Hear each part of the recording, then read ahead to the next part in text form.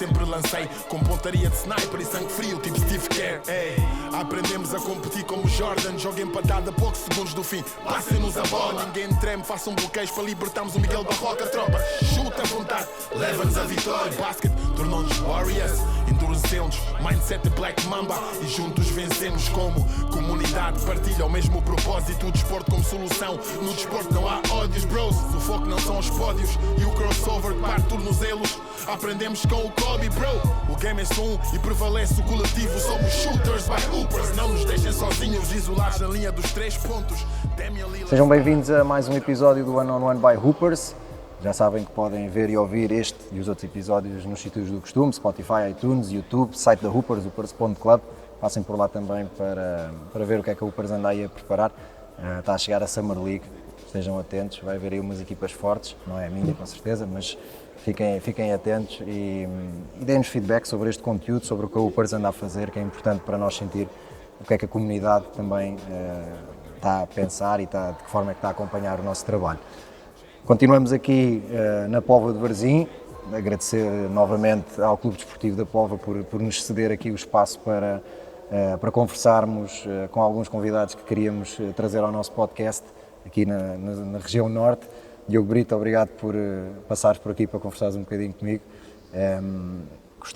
Isto é um sítio, sei que é um sítio importante para ti também, mas não sei se a tua primeira memória do jogo de basquete é aqui, mas a primeira pergunta que eu tenho para ti é exatamente essa. Qual é a primeira memória que tu tens relacionada com o jogo de basquete? Antes de mais, obrigado eu por me terem aqui, já sou acompanhante do vosso podcast, já desde o princípio, quando vinham os OGs todos. Depois tivemos que renovar, que já não havia mais veteranos. Exato. Mas relativamente à pergunta, a minha primeira memória é efetivamente aqui neste pavilhão, acho que mais especificamente ali num daqueles bancos, que basicamente quando eu tinha ali 3 anos, eu e o meu irmão aos sábados de manhã íamos sempre dar um passeio com o nosso avô pela praia e acabávamos sempre a caminhada aqui perto do pavilhão e entrávamos para ver o que é que se passava. Opa, e nessa altura, aos sábados de manhã havia treinos de miúdos, deviam ter 5, 6, 7 anos, e nós, pronto, punhamos ali a ver. Um dia o meu irmão disse, olha, para a semana vou experimentar. E eu, como irmão mais novo, fui logo atrás, sim, também quero. Acho que na semana a seguir acabei por experimentar, o meu irmão ainda teve vergonha e só entrou na semana a seguir, mas acho que é essa a primeira memória, de ver os miúdos aí a brincar e eu basicamente... Começaste com que idade? Eu acho que foi por aí, 3 anos a fazer 4, foi cedo. Foi aleatório, mas foi assim. Havia baby basket na altura, agora há a cena do baby basket, era tipo uma brincadeira. Eu acho que nem era isso, eu acho que era tipo, vínhamos para aí brincar e depois era metade do tempo aqui no pavilhão e outra metade ali atrás do campo de Varzim a jogar a bola e a jogar a apanhadinha, nem era mesmo basquete, era uma brincadeira. Mas é importante essa envolvência com o desporto e o estar a praticar desporto em sítios... para isso mesmo, jogar futebol, jogar basquete, eu tenho um filho com 4 anos, muita gente me pergunta se eu quero que ele jogue basquete. Obviamente, eu adorava que ele jogasse basquete, mas eu quero que ele jogue o que ele quiser e que faça desporto, e principalmente que faça um desporto de equipa, porque eu acho que os valores que se transmitem no desporto em equipa são importantíssimos depois ao longo da nossa vida.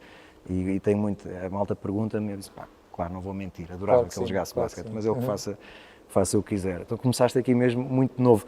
Fala-me desses teus primeiros anos a jogar basquete aqui na Póvoa, o que é que, lá está, a equipa, os valores que transmitiram aqui, fala-me desse processo. Como podes imaginar, ali dos primeiros anos eu não tenho muitas memórias, que ainda era muito pequenino, não me lembro muito bem.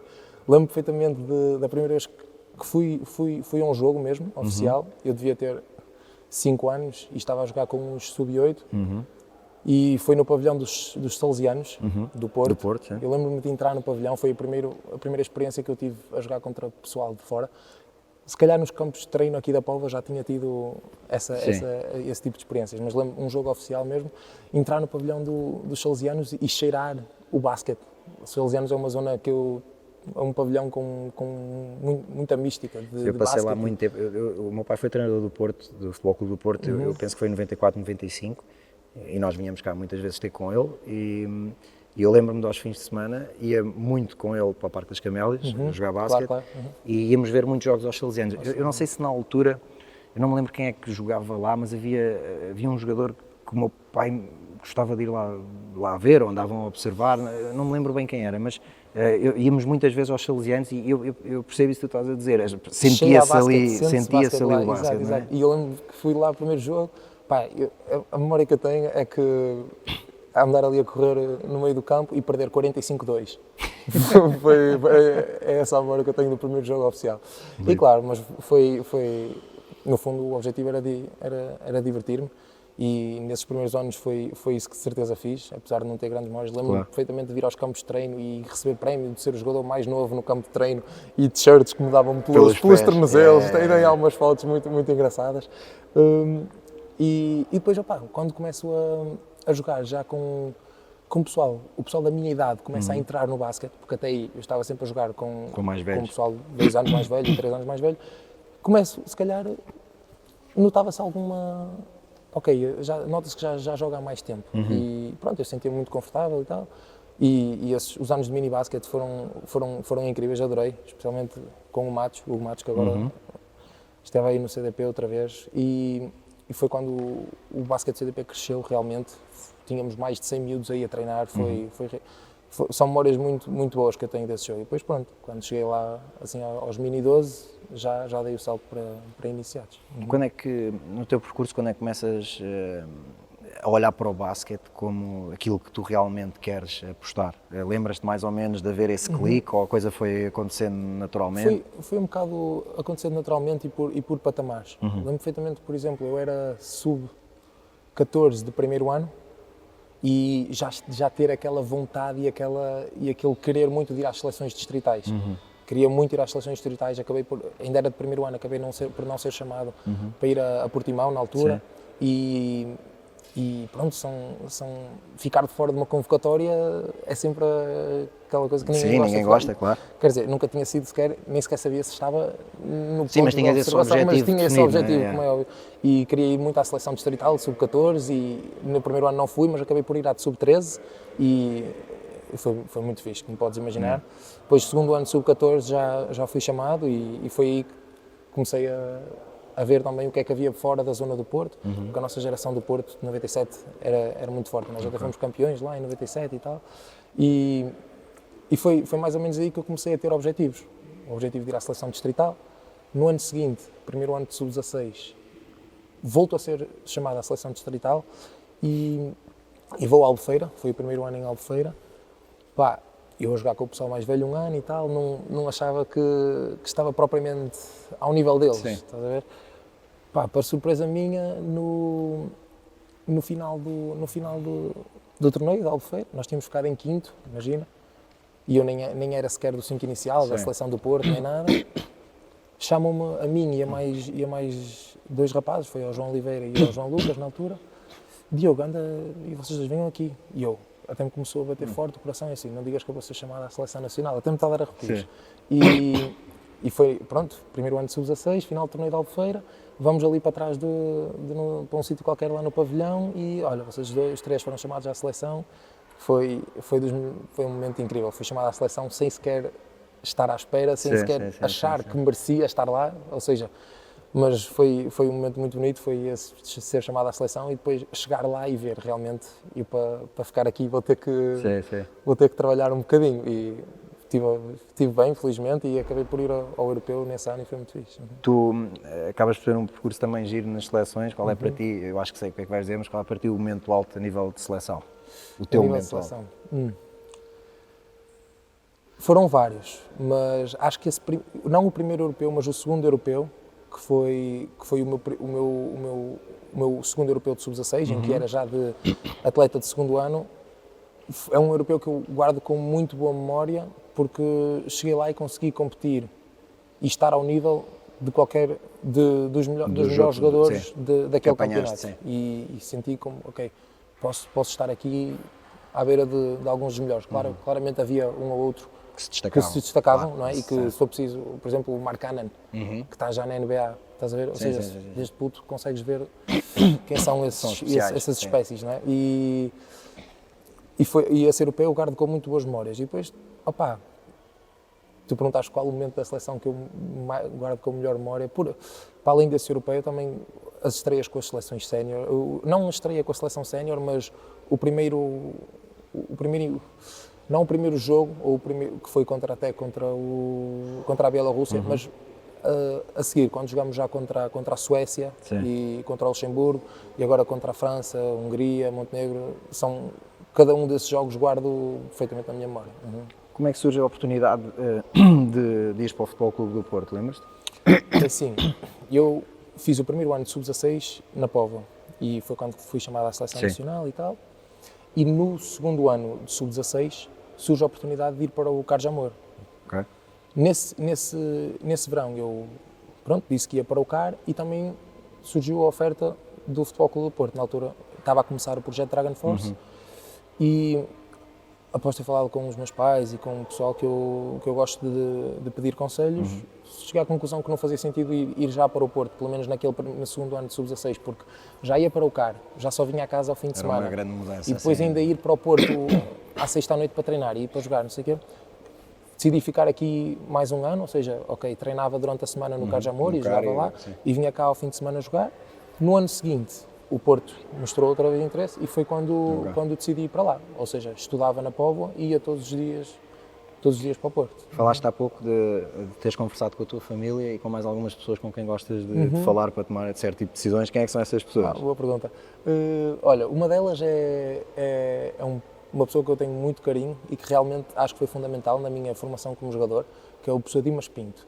Basicamente, eu tive também algo interessante de mencionar, que foi, durante os anos em que eu jogava no CDP, sub-14, também início ali de sub-16, eu jogava na Póvoa e treinava na Póvoa, no CDP, mas 2 vezes por semana tínhamos sempre treinos de desporto escolar, com o professor Dimas Pinto e com o professor Luís Gonzaga na altura, que eram treinos especificamente de lançamentos.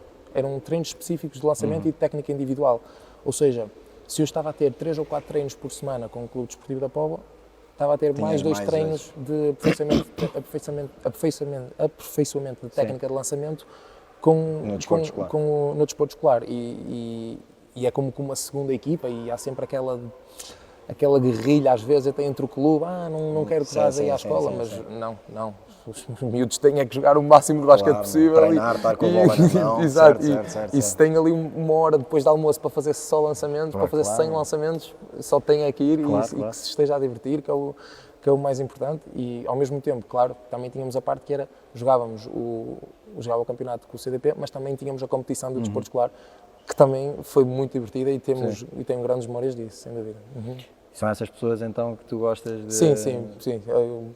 Na altura, pelo menos, o professor Dimas Pinto foi uma das pessoas que eu fiz questão de falar e de pedir conselhos. Nessa altura, ir para os Estados Unidos era um objetivo teu ou ainda não era? Não. Os Estados Unidos já surge muito depois. Eu ainda faço o primeiro ano de sub-18 no Porto. Foi um período mais de adaptação, mais para o final da época já conseguia, e a partir do meio final da época já me sentia muito integrado e já correu muito melhor, mas não, nem perto, nem sequer sabia que era uma opção, uma possibilidade. Como é que surge? Como é que isso aparece? Pronto, basicamente no segundo ano de sub-18, na altura foi o Tiago Saldanha e o Carlos Seixas. Falaram comigo, olha Diogo, tens aqui um treinador que gostava de falar contigo, fazer-te uma visita aí à tua casa para te mostrar o projeto deles e a universidade deles e caso haja a possibilidade de ir para lá, para a universidade, acho que devias ter isso em consideração, pelo menos. E eu fiquei bastante... Fiquei a pensar, como é óbvio. Na altura era o treinador, o coach Powell, da Universidade de Valparaíso, foi lá à casa, esteve lá a conversar comigo, com os meus pais, e a mostrar lá o projeto todo. E pronto, convidou-me para ir para os Estados Unidos. E eu no início até pensava que era para ir diretamente para a universidade, mas ele depois disse, não, olha, acho que fazia-te bem fazer primeiro um ano de prep school, um 13º ano, em que te adaptas ao estilo de jogo, em que te adaptas uma realidade completamente uma realidade diferente que não tem nada a ver com aquela que estás habituado. Não só a nível de basquete, como a nível pessoal. A nível de tudo, exato, Sim. exato. Portanto, depois vamos chegar lá, mas um dos maiores impactos que eu tive nem foi tanto de basquete, foi mesmo a nível cultural. Sim. Mas pronto, surgiu essa ideia e eu, mais uma vez, falei com as pessoas que achava que devia falar e a conclusão a que cheguei foi que era uma boa oportunidade. É uma boa oportunidade e apesar de ter no Porto, na altura ter no Porto ainda a possibilidade de progredir e de fazer parte de um projeto que ia eventualmente para a Liga, e lutar por... E acabou por ir. E acabou por ir, sim. Nesse ano subimos o segundo ano consecutivo e entramos mesmo na Liga. Achei que, a nível pessoal, se calhar aquilo que me iria beneficiar mais era mesmo ir para os Estados Unidos. E na altura comecei a falar com o treinador da high school, eu chamo prep school, foi um ano preparatório, mas foi numa high school, que era o treinador da escola onde estava o Daniel Relvão. Ou seja, só aí, ao falar com o Relvão, já tive a possibilidade de apalpar terreno e saber para onde é que vou, que tipo de escola compensa o pessoal.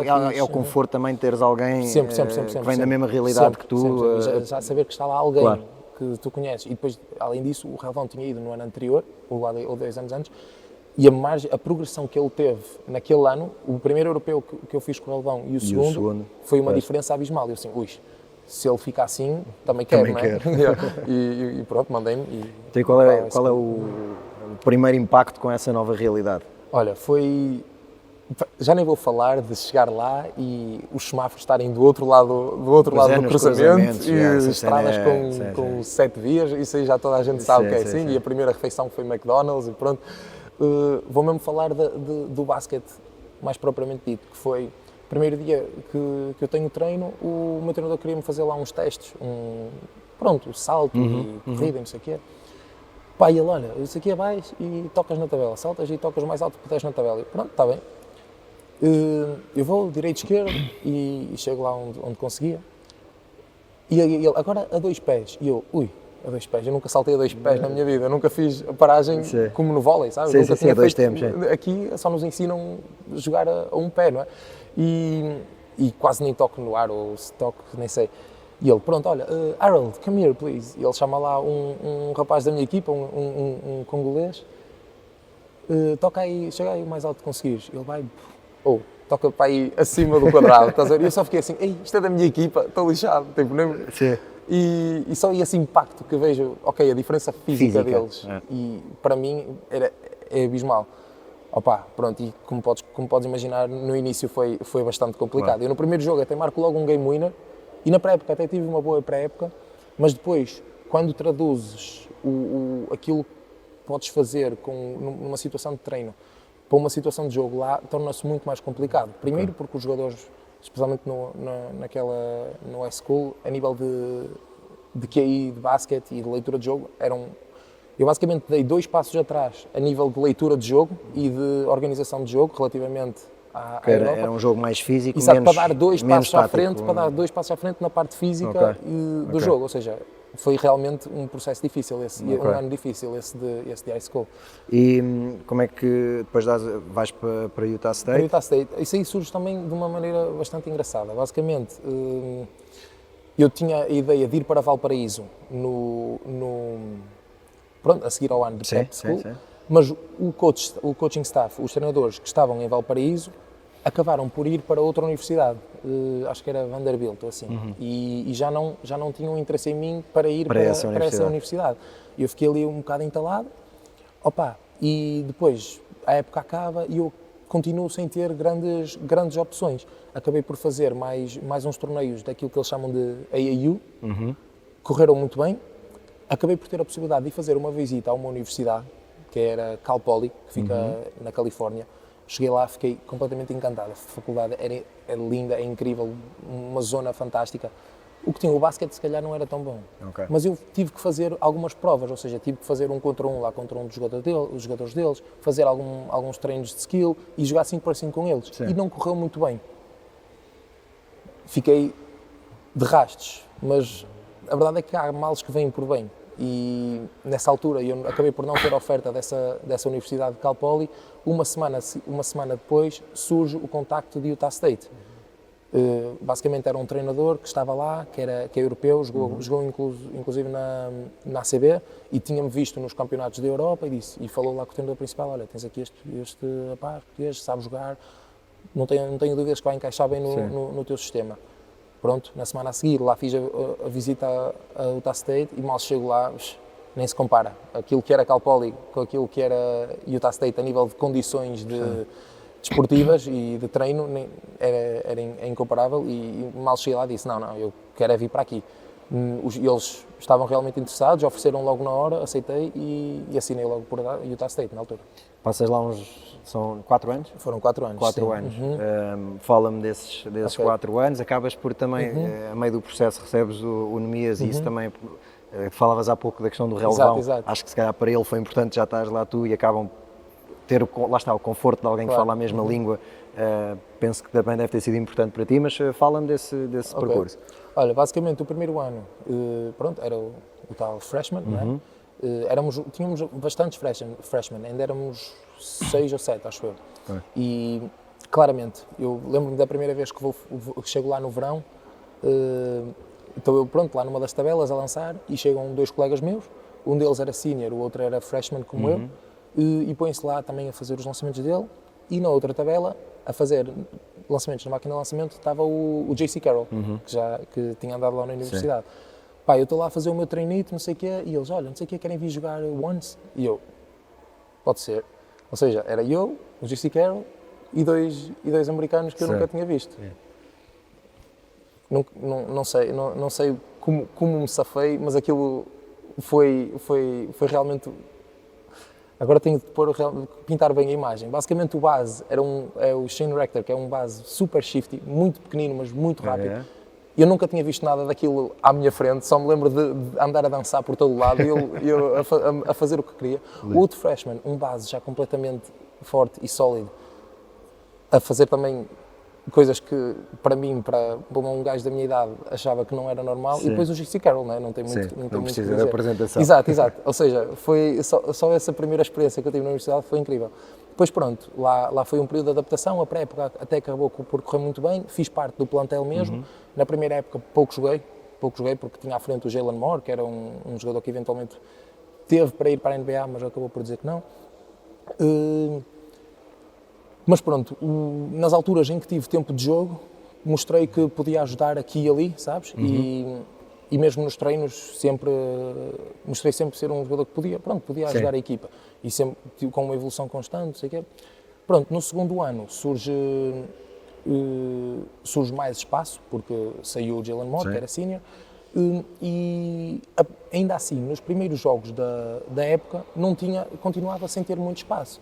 Só que pronto, houve lá 1 ou 2 lesões na equipa, e no jogo contra a Gonzaga, que era até o jogo o maior jogo da temporada, aquele com um ambiente mais incrível, tive que jogar e assumir, e fiz um... Agarraste aí Agarrei mesmo aí a oportunidade, foi no jogo contra a Gonzaga, fiz grande jogo, e a partir daí o meu treinador começou a contar comigo a sério, eventualmente até fui para o 5 inicial nesse segundo ano, e fiz metade da época no 5 inicial, e claro, a progressão foi contínua e o trabalho estava sempre lá, ou seja, foi um ano bastante positivo.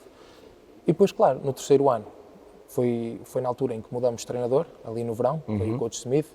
Muitos dos atletas saíram e eu na altura ainda fiquei a pensar, será que fico, será que vou? Decidi ficar, gostei da personalidade do treinador, gostei daquilo que ele me disse quando falamos. E passado 1 mês ou 2, ali no verão, ele, olha, o Coach Peterson, que era o adjunto, conheces assim, um rapaz chamado Queta? Conheces? E eu, assim, eu conhecer não conheço. Sei quem é porque, pronto, vejo as seleções mais novas e vejo quem são os miúdos que estão lá, mas não conheço pessoalmente. E ele, olha, era fixe se falasses com ele para o trazer. E eu, pronto, está bem. Lá fomos ao Instagram, estive lá a falar com ele. E ele disse que eventualmente veio, né? Aceitou vir para a universidade. E aí, claro, entrou no Nemias e já foi, não só para mim, mas para a equipa em si, não é? Nós éramos supostamente nonos, ele veio, eles não o conheciam, mas acabámos por ganhar, o tal difference maker, não é? E era a peça que faltava e e pronto, e a partir desse ano foi quando realmente tive mais sucesso a nível individual e coletivo. Foi um ano, esse terceiro ano foi o meu favorito, sem dúvida. Mesmo quando recordo aquele jogo contra a Nevada que tivemos em casa, com o pavilhão cheio, a abarrotar, depois eles eram número 14 ou 15 no país. E foi uma vitória incrível, com invasão de campo e tudo no fim. Ou seja, é um ano que guardo com muito boas memórias. O último ano já é diferente, porque já não éramos os underdogs, já éramos os top dogs. E já, em vez de olhar para cima... E as outras equipas já olhavam para ti de outra maneira também. De outra maneira. Mas houve ali alguns percalços, como é óbvio, porque acho que quando és favorito e quando estás em cima, há sempre maior tendência a haver alguns deslizes, não é? E esses deslizes aconteceram, mas felizmente conseguimos, e também a lesão de Nemias tinha acontecido no europeu e tal, mas pronto, foi um ano mais difícil, mas acho que no final até acabou por ser mais saboroso, porque da maneira como as coisas aconteceram foi mais complicado, não é? Claro. E acabámos por ser campeões no último jogo contra a equipa que era, eu quero dizer, 3 ou 4 no país, que era San Diego State, nesse ano era muito forte mesmo. Quando é que tu começas a ver o teu percurso na universidade a acabar? Defines algum objetivo a nível daquilo que era o teu passo seguinte como profissional, como jogador de basquete profissional? Como é que tu começas para onde é que começas a apontar nessa altura? Nessa altura, o meu objetivo, ou aquilo que eu gostava muito de fazer, era quando terminasse a temporada, poder ter algum contacto com equipas da NBA, ou seja, poder fazer alguns workouts com eles, para eu também poder ser observado por eles e saber como funciona, e se eventualmente pudesse entrar num roster da Summer League. Eventualmente isso foi tudo por água abaixo, também por causa do Covid, não é? Porque nós nem sequer fomos ao March Madness, por acaso, agora que estou a pensar nisso, foi mesmo... foi horrível. Nós acabamos de ser campeões e passado 2 ou 3 dias a época é cancelada. Foi dos piores momentos da minha vida. Foi mesmo, essa semana a seguir eu estava de rastros. Mas pronto, o objetivo era esse, acabou por não acontecer. Vim para casa, fiz o meu trabalho de verão, como aprendi a fazer nos Estados Unidos, e que acho que é fundamental. Claro. E pronto, foi a partir daí, assinei pelo meu agente e surgiu a oportunidade de ir para a Espanha. Exato. Como é que está a ser essa experiência em Espanha? Muito fixe. Olha, o primeiro ano foi complicado. Não tive muito tempo de jogo, não tive muitas oportunidades, e apesar de quando as tive, acho que correspondi, mas não tive a tal continuidade, não havia uma continuidade, dessa aposta. O que é uma pena, não é? Mas é o que é, exato, é a vida profissional, só tens que lidar com as situações e dar o teu melhor, independentemente de tudo, e continuar a trabalhar acima de tudo. E não correu tão bem, e claro, mas depois chegou ao verão e tive os trabalhos com a seleção. Foi um verão incrível, o verão do ano passado, fizemos um brilharete com a Suécia e tudo, uma equipa fortíssima. E depois pronto, acabei por decidir dar um passo atrás na minha carreira. Tinha ido diretamente para a Leboro, na altura podia ter ido para a Leb Prata já, mas eu disse, não, eu quero jogar na Leboro. Se calhar passado um ano eu fiquei a pensar, às vezes mais vale ficar Sim, não é necessariamente dar um passo atrás, na mas verdade. Pronto, baixar ali um bocadinho o nível para poder realmente mostrar aquilo que sei fazer e aquilo que consigo fazer, e ao mesmo tempo ter liberdade para evoluir. Claro. E foi isso que decidi fazer, fui para a Leb Prata e não podia estar mais satisfeito com a opção que tomaste. Com a opção que tomei, especialmente jogaste a nível individual. Conquistaste ali o teu espaço, Exato, consolidaste também, de certa maneira, o teu nome Acho que isso é algo importante na liga, não é? Exato. E mesmo em Espanha, que é um mercado muito complicado. Claro, não é? competitivo. Muito competitivo, depois tens muitos jogadores espanhóis e depois uma coisa é eu chamar-me Brito, outra coisa era eu me chamar Britovic ou Britites, sabes? Era completamente diferente, mas muda o nome, meu.